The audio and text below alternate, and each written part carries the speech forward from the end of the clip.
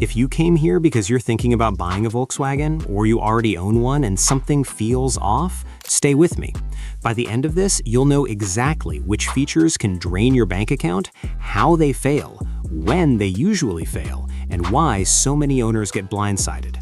This isn't hype, this isn't brand bashing. This is about protecting your wallet from repair bills that can quietly climb into the thousands. If you want the truth before you sign paperwork or schedule your next service appointment, you're in the right place. There was a time when the name Volkswagen carried a certain weight. It meant solid German engineering, tight door thuds, refined driving feel, and a kind of understated European confidence. Cars like the Volkswagen Jetta and the Volkswagen Tiguan became staples for people who wanted something that felt a step above basic economy cars. And when you sit inside one, it's easy to understand the appeal. The materials feel good, the steering feels planted, the marketing leans heavily on precision and heritage. But here's what rarely gets discussed during that smooth dealership test drive. Some of the most expensive problems in modern Volkswagens are baked into the engineering itself. These aren't cosmetic annoyances or isolated defects. They're systemic design choices that have shown up again and again across multiple models and years. And once the warranty clock runs out, the responsibility lands squarely on you. Let's start with one of the most financially devastating issues, the timing chain tensioner. Most drivers never think about their timing chain. It's hidden deep inside the engine, doing a crucial job. It keeps the engine's camshaft and crankshaft perfectly synchronized, so the valves open and close at precisely the right moment. If that timing goes off even slightly, internal engine components can collide.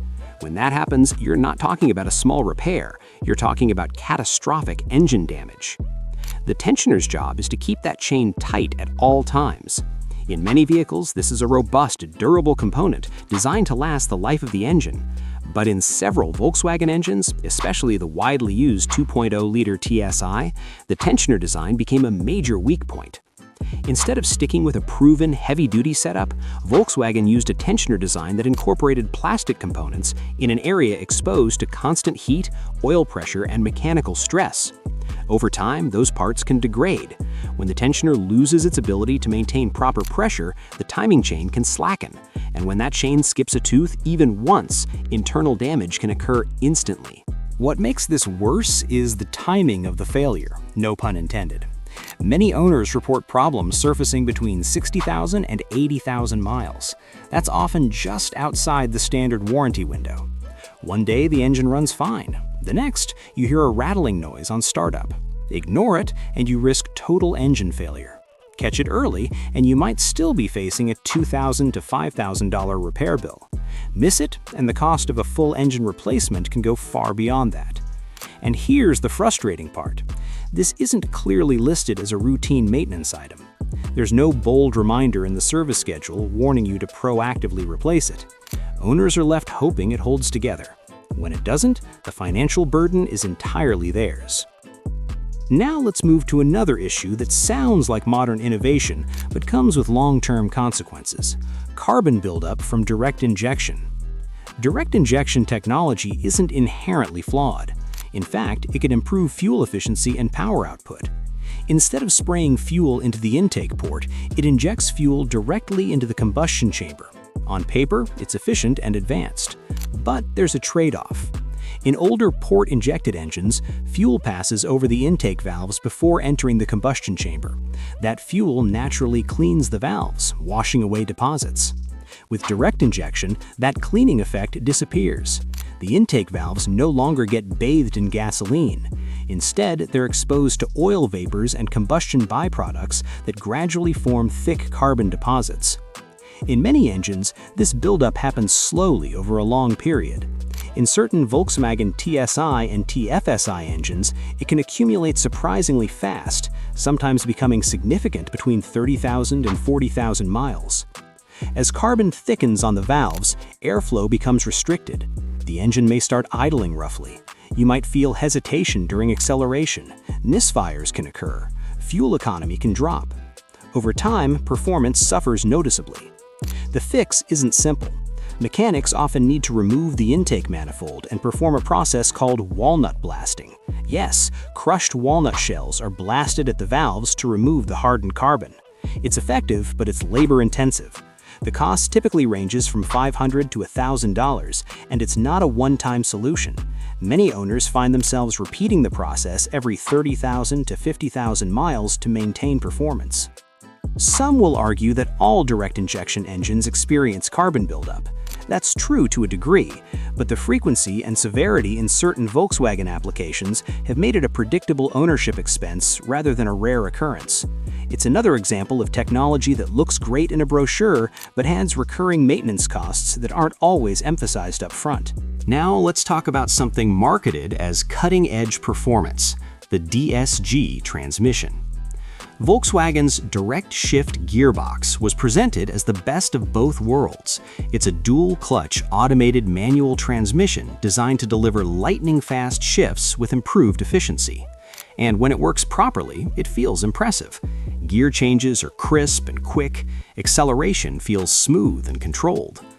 Under the surface, though, the system is extremely complex. It uses two separate clutches, one handling odd-numbered gears and the other even-numbered gears, coordinated by a sophisticated mechatronic control unit. That mechatronic unit acts as the brain of the transmission, managing clutch engagement and gear selection. Complexity in itself isn't bad, but complexity combined with heat, wear, and sealed electronic components can create serious long-term reliability concerns. In many models produced from 2008 onward, particularly those with the 7-speed DSG, owners began reporting issues such as shuddering during low-speed driving, jerky engagement in traffic, hesitation when accelerating, and in some cases, sudden loss of drive power. These symptoms often point to failing clutch packs or a malfunctioning mechatronic unit. Replacing the mechatronic unit can cost anywhere from $3,000 to $5,000. Clutch pack replacements often fall in the $2,000 to $3,000 range, and city driving, frequent stop-and-go traffic, tends to accelerate wear. There have been technical service bulletins and warranty extensions in certain markets, but the fundamental design remained in production across multiple vehicles. For owners outside warranty coverage, a DSG failure can mean a repair bill that rivals the value of the car itself. Next, we need to discuss one of the more puzzling design choices, the integrated water pump. In many vehicles, the water pump is mounted externally on the engine. When it fails, and eventually all water pumps do, it's usually a manageable repair. In numerous Volkswagen models, however, the water pump is integrated into the engine assembly and located behind critical components like the timing cover. Why does that matter? Because water pumps are wear items. Bearings wear out, seals degrade. It's not a question of if it will fail, but when. In a conventional setup, replacing a water pump might cost $300 to $500. In certain Volkswagen engines, accessing the pump requires extensive disassembly. Belts, tensioners, and covers must be removed. Labor time can stretch from 6 to 10 hours. The final bill often lands between $1,200 and $2,000. And there's another layer of risk. Because of its internal placement, a failing pump may leak coolant into places it shouldn't go. In worst-case scenarios, coolant can mix with engine oil. If unnoticed, that contamination can lead to severe engine damage. It transforms what should be routine maintenance into a high-stakes repair. Finally, let's look at a feature that feels modern and convenient, but can quickly become a headache: the electronic parking brake. Instead of a traditional mechanical cable system, many Volkswagen models use electronic actuators at each rear wheel. Press a button, and small electric motors engage the brake. Press it again, and they release. It feels sleek and futuristic. But when electronics replace simple mechanical systems, failure points multiply. Actuators can seize, control modules can malfunction, sensors can throw error codes. Some owners experience intermittent warning lights that lead to repeated diagnostic visits. Others find themselves unable to disengage the parking brake at all. Replacement costs typically range from $600 to $1,200 per side. Since each rear wheel has its own motor, the total expense can double quickly. Compare that to a traditional cable that might cost around $50 to replace, and the financial contrast is stark. One of the most important things to understand is how interconnected modern Volkswagen systems have become. A single sensor failure can trigger a cascade of warning lights, limp mode activation, or unexpected performance drops. What starts as a relatively inexpensive component can quickly turn into hours of diagnostic labor because multiple systems rely on shared data. This complexity often leaves owners frustrated, especially when the car technically still drives but never quite feels right. Another area that deserves attention is thermal management. Volkswagen engines are known for running hot to meet efficiency and emissions targets, and that heat takes a toll over time. Plastic components and cooling systems, including housings and connectors, can become brittle long before the engine itself shows signs of wear. Small coolant leaks may not leave obvious puddles, yet they slowly introduce air into the system, leading to overheating events that seem to come from nowhere. Transmission behavior is another commonly discussed topic among long-term owners. Dual-clutch gearboxes, while quick and efficient, can feel jerky at low speeds and are sensitive to driving style. Stop-and-go traffic, aggressive launches, or skipped service intervals can accelerate clutch wear. When issues appear, repairs are rarely simple adjustments and often involve specialized tools or complete component replacement. Electrical gremlins also tend to surface as these vehicles age.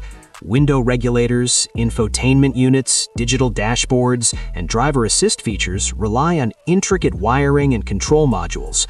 Moisture intrusion, software glitches, or voltage irregularities can cause intermittent problems that are difficult to reproduce at the dealership. These issues may not strand you on the road, but they steadily chip away at reliability and ownership satisfaction. Maintenance discipline plays a much bigger role with Volkswagen than many buyers expect.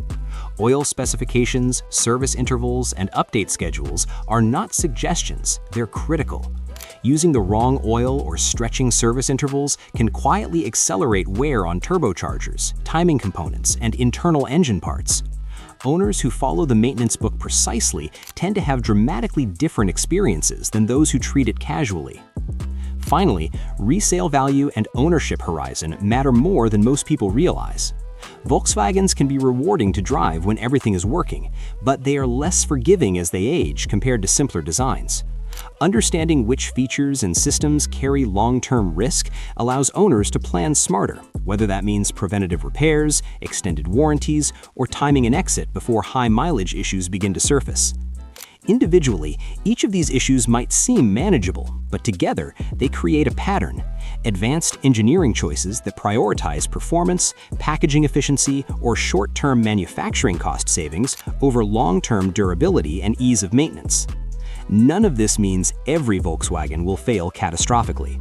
Many owners drive their cars for years without major incidents, but these patterns are well documented enough that prospective buyers deserve to understand the risks before committing.